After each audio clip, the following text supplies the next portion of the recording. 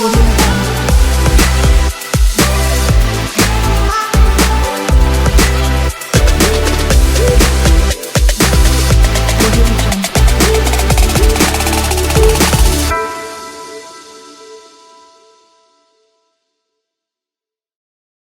everyone, welcome back with a new lecture with how to calculate measurement uncertainty for microbiological measurements.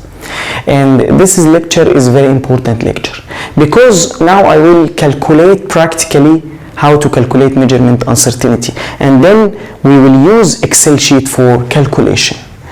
Now, how to calculate technical uncertainty. First point, calculation of technical uncertainty is calculation of intra-lab reproducibility standard deviation without calculation of metrics and distributional uncertainties, and everything, all of these uncertainties, metrics and distribution will be included in technical uncertainty also.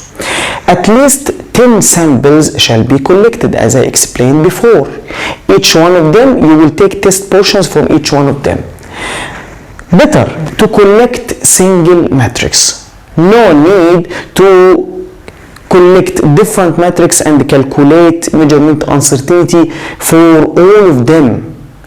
Better to collect single metrics, not different matrices, to avoid contribution of heterogeneity. As I explained before that in ISO 19036, you should avoid contribution of heterogeneity when calculation of uncertainty.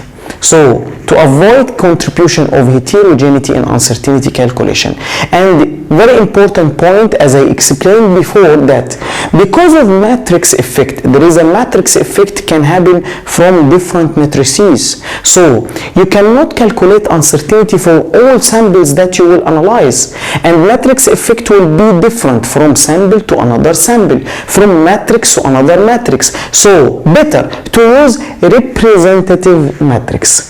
Select a representative matrix for each group of samples. As example, if you will analyze tissue samples, chicken, meat, all of tissue samples, you can select chicken as example, which is the most analyzed in your lab, chicken to be selected, or representative matrix for group of tissue samples.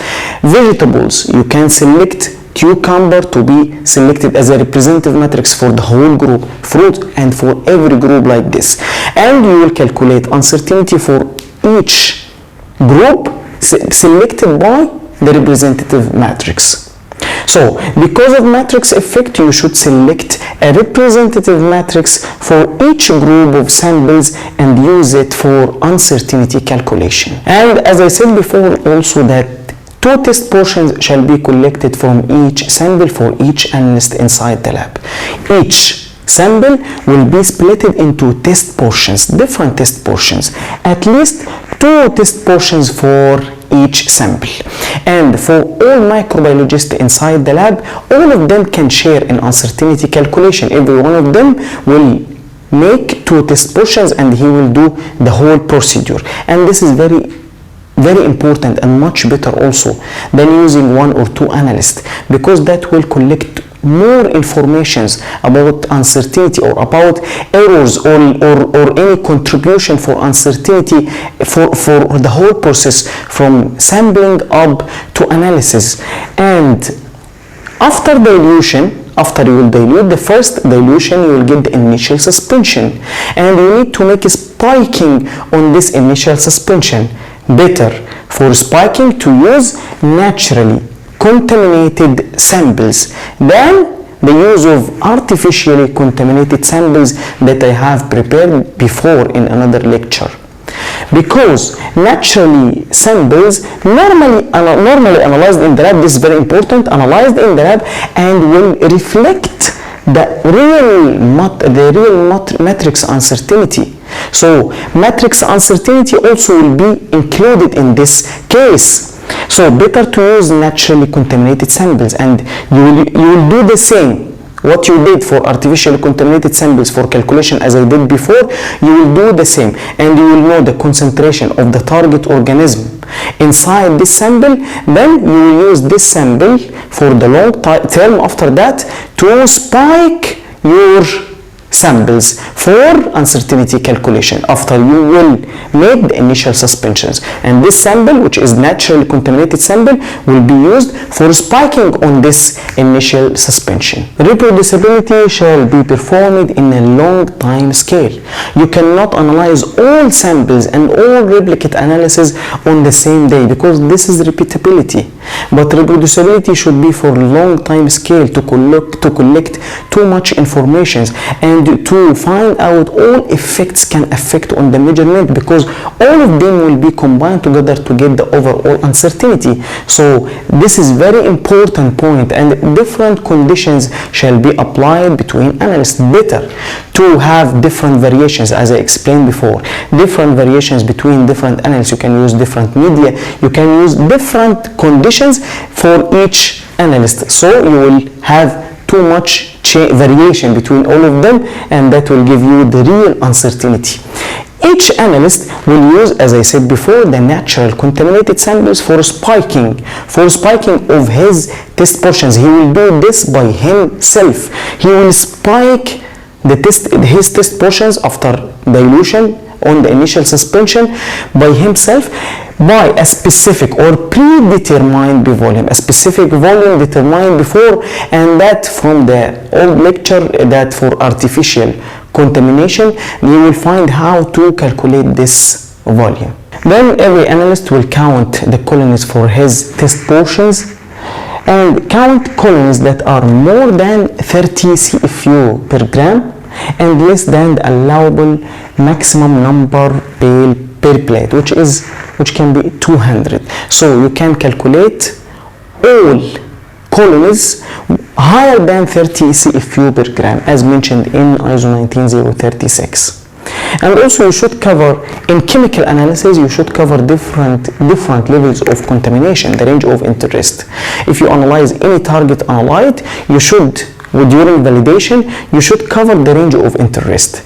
As example, if the specification limit or maximum residual limit for this analyte is 100 microgram per kilogram, in this case you should find out the LOQ, which is the lowest concentration can be quantified for this target analyte by this method, and should be very low but can be quantified accurately. So you will find the low level and mid level and also high level. High level should be higher than or equal to the maximum residual limit or specification limit. So you should cover all range of concentrations can be quantified by this method for this target analyte, and that in chemical analysis. In microbiology it's difficult to do this, but you will try to find out the LOQ limit of quantification for quantitation methods, but this is important also.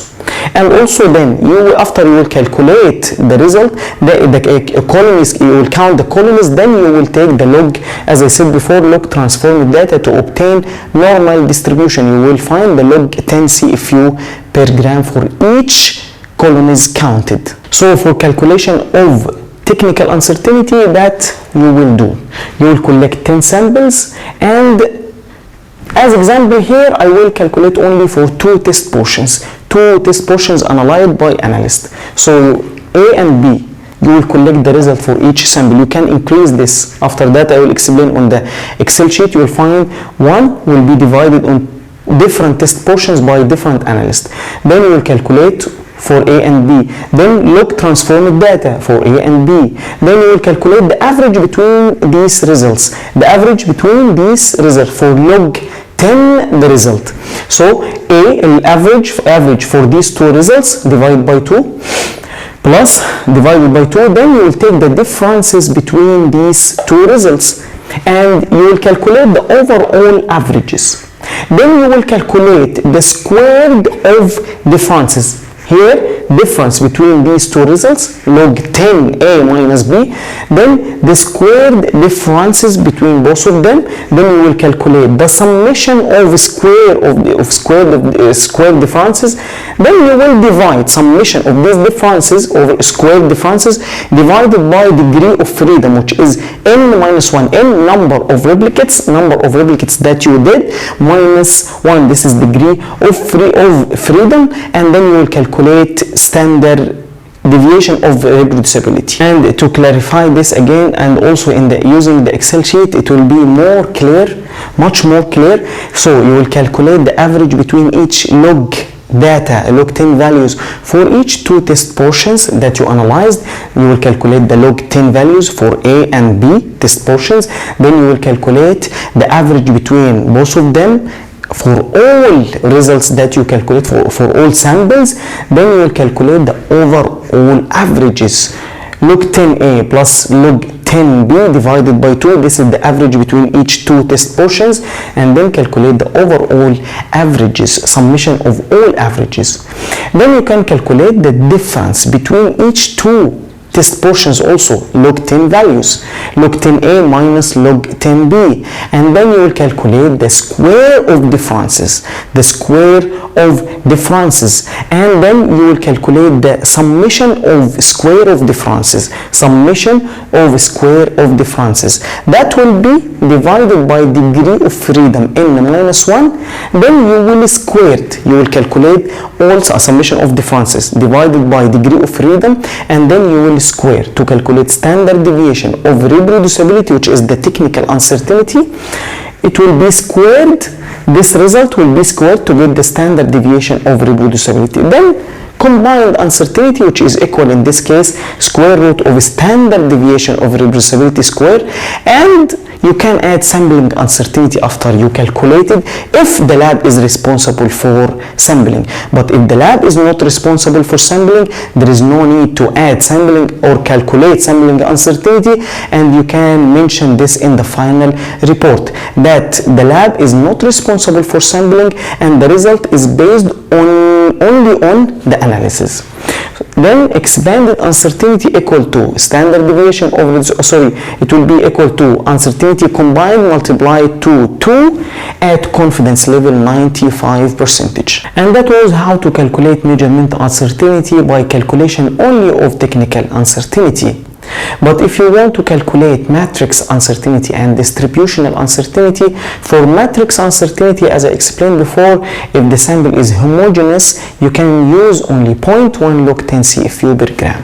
And for distributional uncertainty, two types. If you have, for colony count techniques, you have uncertainty, Poisson uncertainty, and you will calculate this. And if you will make confirmation, uncertainty confirmation should be calculated.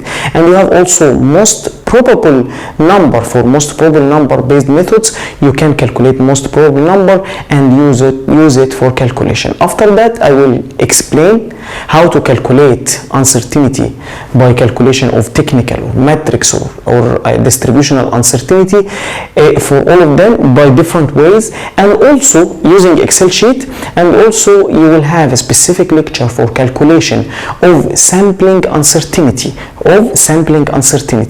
and this lecture prepared for chemical analysis, specific for chemical analysis, but you can use all informations inside this lecture also can be used for microbiological measurements.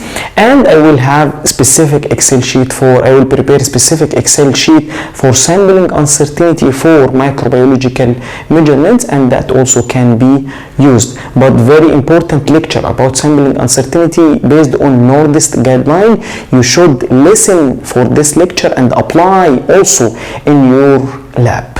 And also you will have another lecture for decision rule based on iLab G809 2019 edition.